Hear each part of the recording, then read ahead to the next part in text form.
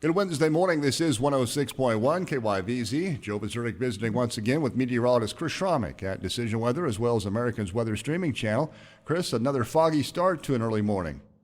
Yeah, Joe, we haven't seen much change since yesterday. And yesterday, that fog pretty much stopped right at the Colorado border. If you got out there and was driving to the west and crossed that border, it kind of cleared out. Out there this morning, that fog is now all the way pretty much to Lyman, Fort Morgan, and again, like we talked yesterday, it's all the way through Missouri, Iowa, and all the way up there to the Great Lakes states. And that doesn't look like this weather pattern is going to change much the next couple of days. What we've got is an upper level trough that's sitting over Chihuahua, Mexico. And if people are familiar with Chihuahua here in Atwood, we got lots of our Hispanic families are from down there. And even my mom's family was originally from that area. So that is sitting right over northern Mexico. And we've got a series of disturbances that are coming through that trough and off to the Midwest and Northeast. This morning, we got the one that brought all the ice and weather. The other day is off clear up in the New England states with some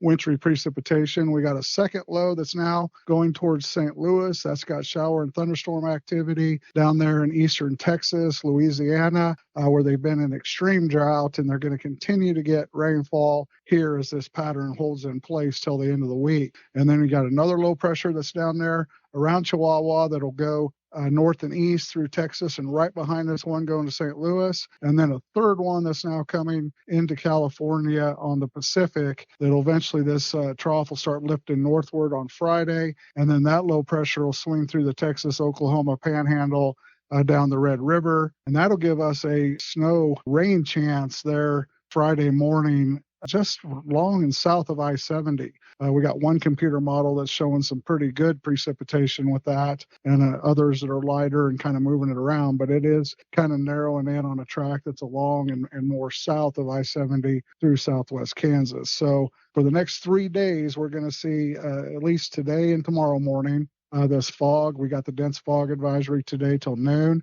Temperature-wise, these will start off below freezing each morning. So they're going to continue to be slick mornings, slick overnights, not major icing, but slickness out there, just enough to make you slide around. You could slip, particularly on the roads and not necessarily so much on the sidewalk is what you kind of experienced this morning. When we go to the afternoon, we'll top out, in the upper 30s or low 40s. So it'll start melting again. There won't be much sunshine until tomorrow afternoon, where we got some breaks between those systems where the sun will come out. That'll pop our temperatures back up to 45, probably even reaching close to 50 in some locations where there's less snow. And then on Friday, we're back down into the upper 30s, around 40. And then the warm-up begins over the weekend. We got high pressure that'll build over the Rockies. It'll turn our temperatures towards 50 over the weekend, overnight lows in the low 20s to mid-20s. And then next week, that high pressure will set right over the area Tuesday, Wednesday. We still got northwesterly flow. It'll turn to the southwest for Thursday, Friday. May even push those temperatures into the 60s and near 70 by the end of the week. The lows around that freezing point. And then it does look like the next trough will be coming late next week. That'll turn those winds to the southwest for Groundhog Day. And then maybe some storms and wintry weather following Groundhog Day that weekend, early the following week. Kind of curious to see what that groundhog is going to predict. Yeah, he's always got something up his sleeve. That's for sure. Anything else you wanted to add this morning?